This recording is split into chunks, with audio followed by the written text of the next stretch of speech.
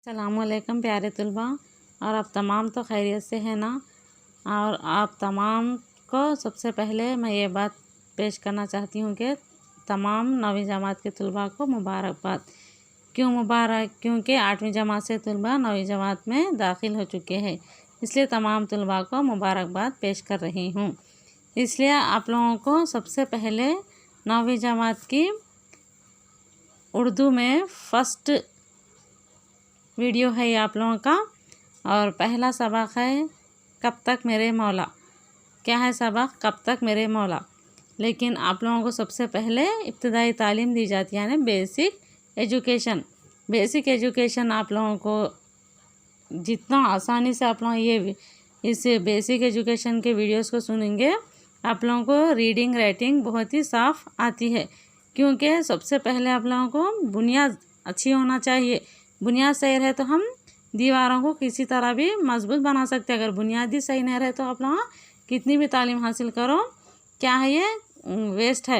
यानी आप लोग खाली लेसन सुनते जाते क्वेश्चन आंसर लिखना सुनना, यही आप लोग रट्टू तालीम कहते हैं इसको। ऐसी तालीम नहीं होना, बल्कि खुद से पढ़ना और ख़ुद से लिखना चाहिए। तलबा को सबसे पहले ये आना चाहिए कि आप लोग खुद से लिखना और ख़ुद से पढ़ना। कब पढ़ सकते खुद से और कब लिख सकते, क्या आप लोगों को सबसे पहले ये छोटे छोटे मालूमात है ना कि हुर्फ किसको कहते हैं, अल्फाज किसे कहते हैं, जुमला किसे कहते हैं उर्दू में, और इंग्लिश में सेंटेंस वर्ड बोलते हैं ना। इसी तरह उर्दू में अल्फाज जुमले कैसा बनाना। अब तलबा को सबसे पहले अलिफ बे आना ज़रूरी है। अलिफ बे किसको बोलते हैं कि हुर्फ तहजी को क्या कहते हैं? अलिफ से या तक जो भी रहते हैं ना, अलिफ बे पे, उसको हुर्फ तहजी कहते हैं। सबसे पहले हुर्फ तहजी आना बहुत ज़रूरी है। कैसा? उल्टा भी आना और सीधा भी। आँख बगैर देखे बोल सकना आप लोग कौन सा वर्ड कैसा है और किसकी आवाज़ कैसी रहती। सबसे पहले तलबा हुर्फ तहजी सीखना ज़रूरी है। यानी हुर्फ तहजी किसे कहते हैं? अलिफ से या तक जो भी हुर्फ रहते हैं उसको हुर्फ तहजी कहते हैं।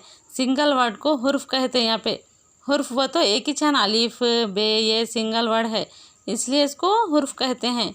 इसी तरह अल्फाज किसको बोलते हैं? जब दो एक से दूसरे को मिला के लिखते हैं। अलिफ बे क्या होता? अब, तो उसको अल्फाज कहते हैं। इसी तरह हुर्फ तहजी कितने हैं? 36 यानी 36 है। यह आप लोगों को याद रहना बहुत ज़रूरी है। कितने हैं हुर्फ तहजी बोल के अगर कभी भी पूछे तो कितने बोलते तुम लोग? 36 यानी 36। और क्या क्या है इसमें हुर्फ तहजी में? अलिफ से या तक है, ये तो आप लोगों को आता होगा, लेकिन ये बग़ैर देखे हमेशा लिखने के और बग़ैर देखे पढ़ने के काबिल रहना। हुर्फ तहजी कितने हैं? 36 अलिफ से या तक। उसके बाद इसको दो हिस्सों में तकसीम करें। कौन से हैं दो हिस्से?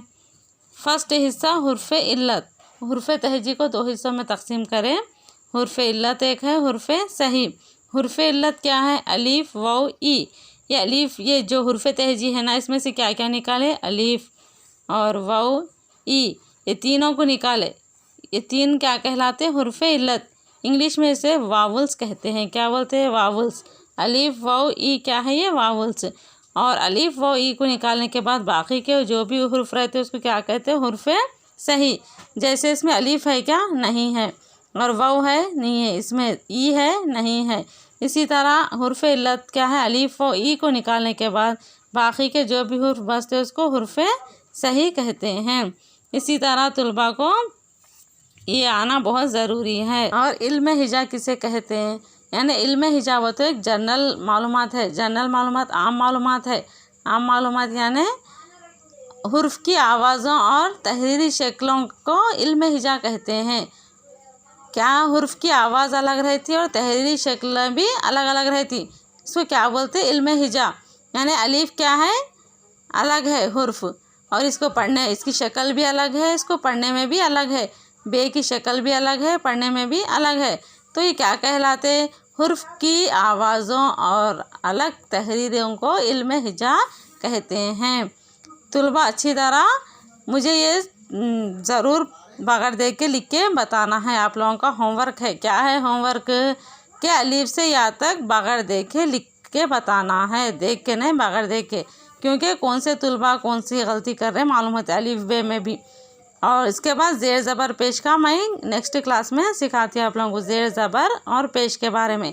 इसी तरह 9वीं जमात के तुलबा क्या है, पहला सबक आप लोगों को कब तक मेरे मौला एक नज़म है, उस नज़म को हम लोग इंशाल्लाह ये बेसिक थोड़े चंद क्लासेस होने के बाद पढ़ेंगे इंशाल्लाह।